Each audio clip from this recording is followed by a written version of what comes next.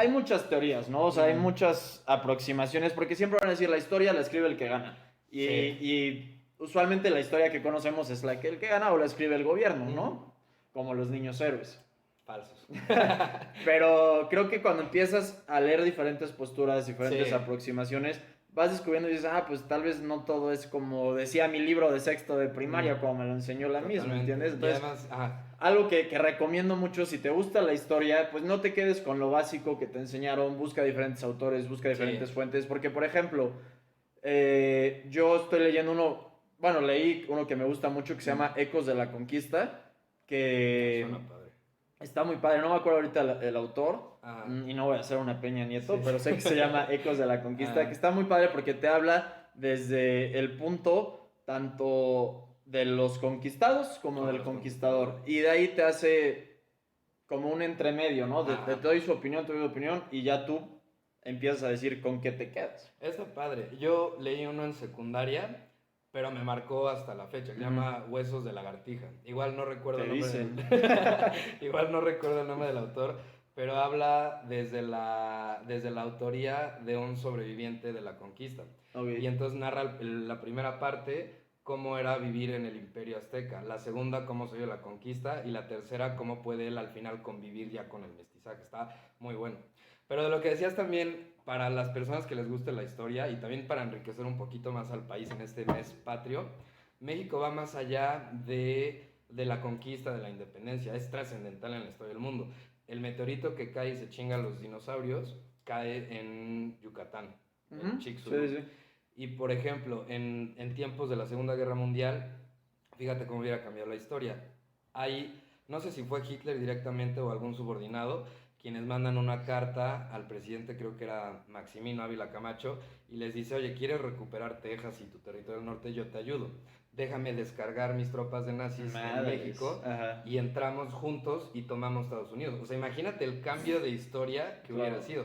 Y el presidente, la verdad, pues dijo, no sé si qué tan buena era la relación, pero dijo no. Pues creo que fue muy inteligente, porque para ese entonces ya los nazis empezaban, bueno, más bien ya los aliados empezaban a fraguar. Sí, porque ¿no? Ya cuando entra lo que iba a ser el día de...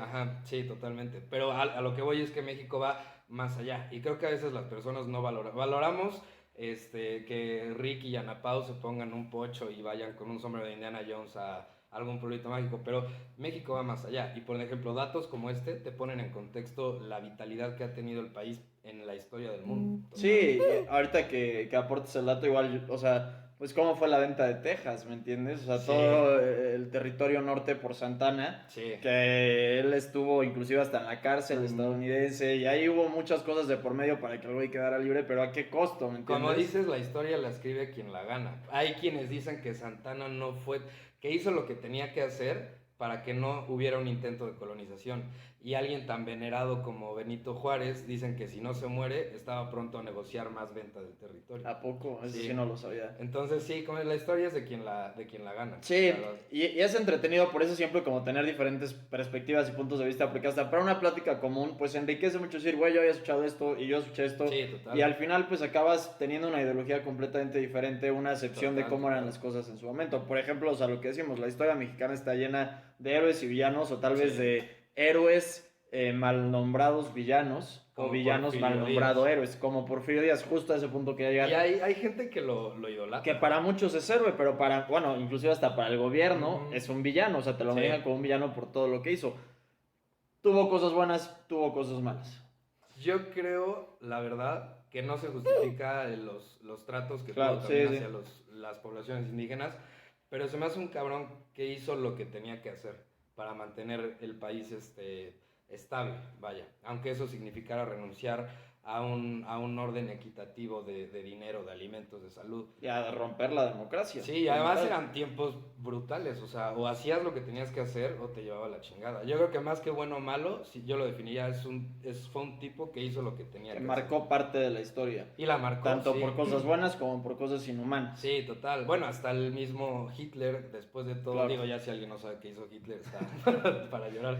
Pero la otra parte dicen que era un güey muy humanista. y puso leyes para cuidar a los animales, que fue el pionero en decir que en ciertos recintos no se podía fumar porque se estaban haciendo estudios que te podía dañar, cositas así, ¿no? Yo creo que no hay nadie totalmente bueno ni nadie totalmente malo. Ese güey al final, ¿sus restos están en Francia o me equivoco? ¿De Porfirio Díaz? Ajá. Sí, está enterrado en el mismo panteón que Jim Morrison. Pues ahí se deben estar jalando los pelos. Pero ese panteón es súper visitado. ¿A poco sí? Yo a Francia tuve el privilegio de ir, pero muy chiquito, güey. Entonces, ahorita ya más con mis gustos me hubiera encantado ir a ese panteón. Que tomas una selfie con... Creo que también está Napoleón. ¿Algún personaje? No, según yo Napoleón está... tiene aparte... Perdón. Porque para verlo tienes que hacer una reverencia. O sea, pinche mamador, tienes que hacer una reverencia, güey. Está el de la segunda, Charles de Gaulle. Charles de Gaulle. O sea, está ese güey, Morrison y Porfirio Díaz. Madre. Pinche panteón, ¿sabes? Sí, debe ser un panteón. Y Jim Morrison, cambiando un poquito, ¿qué llegó a hacer ahí o qué? Ah, pues es que él muere ahí.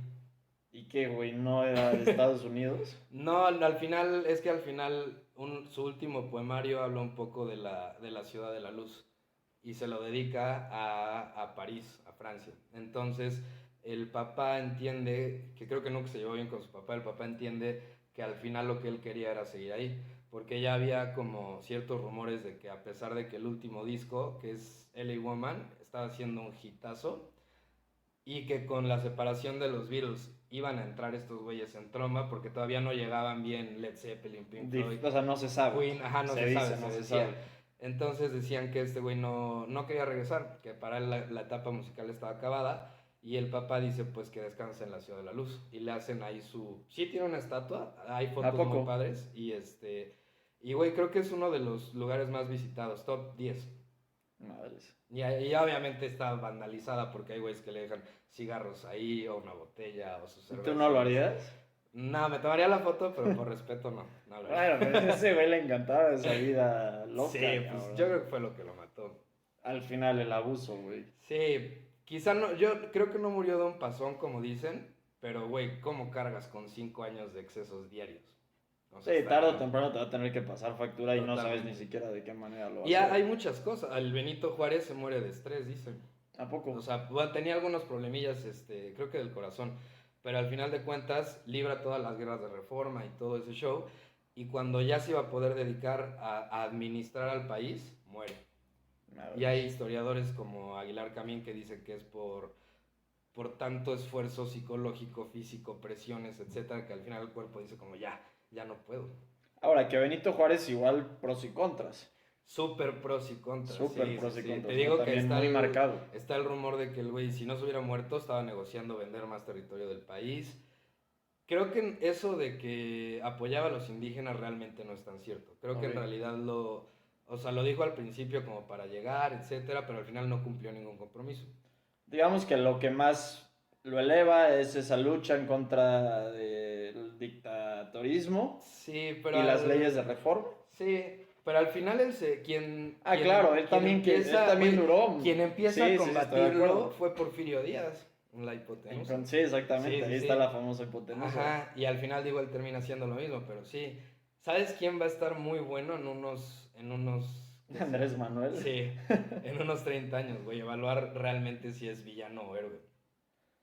Va a estar, exactamente. O sea, bueno, hasta ahorita ha sido villano. Para mí villano, es villano. Pero también estaría padre indagar en la cabeza de los fans. Un presidente actual, pero que se pasó 3 elecciones buscando el poder. Sí, imagínate. 18 años. 18 años buscando el poder, entonces también eso es... Sigo usando los dedos. Quieras o no, eso marca un precedente histórico y que al final lo logró, pero estamos hablando de que su primera candidatura, pues se habla de un fraude. Se habla de un fraude. Entonces te digo, yo creo que sí va a ser un personaje histórico. ¿Tú crees que sí hizo fraude, Calderón? No sé. No. Está muy difícil. Es que sí, la verdad el margen es muy poquito como para decir sí hizo fraude, no hizo como para decir se cayó el sistema. Ajá, pero precede de ahí de que Fox le tira la carrocería antes, güey, con lo de que lo querían desaforar. Sí, claro. O sea, sí había también como cosillas para decir sí iban en contra de este güey. Ya la de Peña Nieto yo creo que sí la pierde. No, claro, sí, ya. Porque es que ahí también dijo, hicieron fraude. Eso sí, no creo. Porque Peña, pues México, estaba guapo, llamó la atención, etcétera. Y ya el 18 barrió con absolutamente todos. que se veía venir. Sí, yo creo, sin error a equivocarme, que como presidente es de los más desastrosos que ha habido en la historia, y yo creo que salvo que algo extraordinario suceda, así lo juzgaría yo a futuro. Pero raro, se me hace el mejor candidato que ha tenido México en su historia. Sí, como candidato. Como quizá Colosio también, ¿no? Sí, sí. Pero digo, no sabemos qué hubiera pasado con Colosio, ¿no? Pero de este güey sí supimos qué pasó, y como candidato...